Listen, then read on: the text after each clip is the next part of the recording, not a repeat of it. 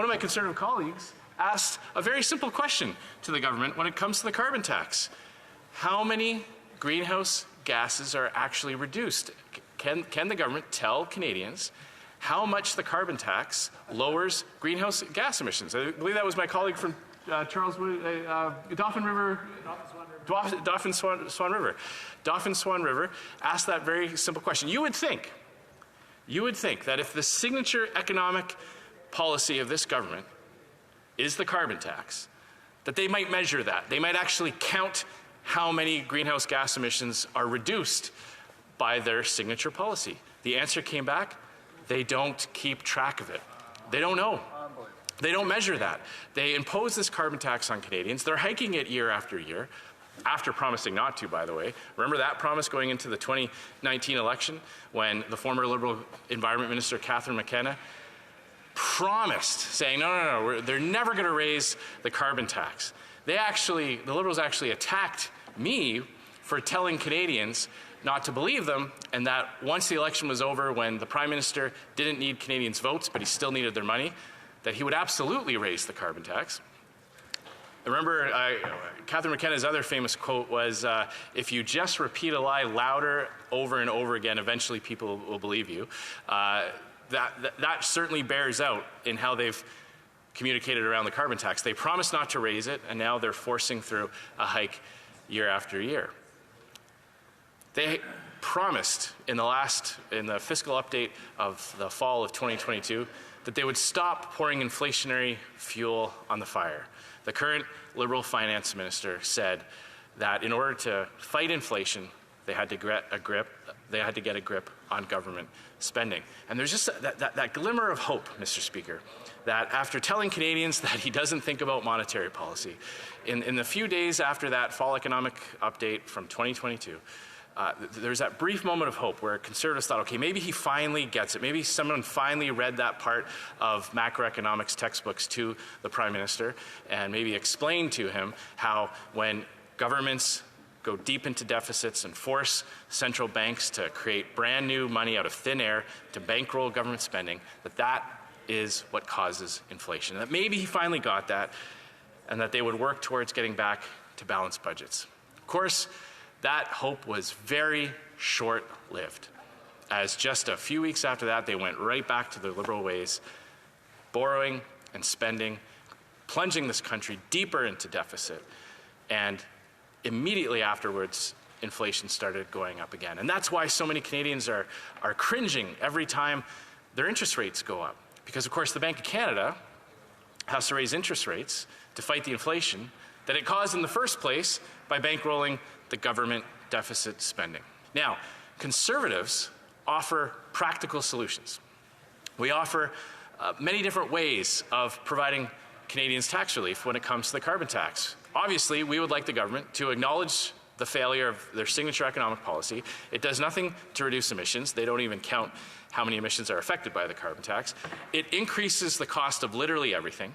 Everything that needs to be produced or shipped or refrigerated or heated or sold in a store that has to have lights or any type of those refrigerators or freezers, all have to pay the carbon tax. And that is built into the price that consumers pay at the price. Now, you're going to hear from Liberals throughout the day, and you've sat in that chair over the past few months, Mr. Speaker, you hear it all the time. Liberals will say things like, well, Canadians are better off with it because of this rebate that they've cooked up.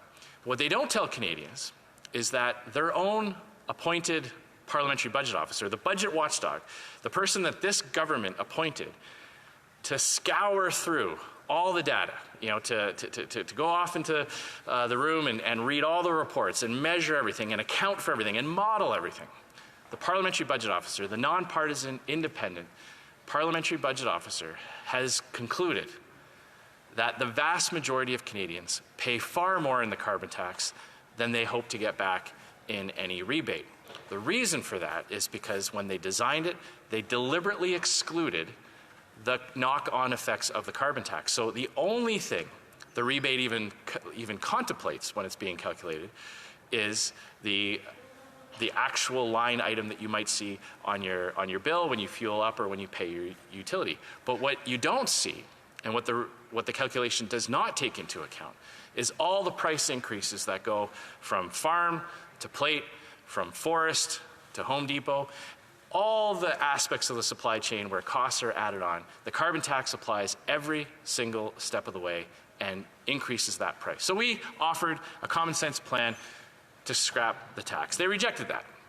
So then we proposed, well, at the very least, stop hiking it.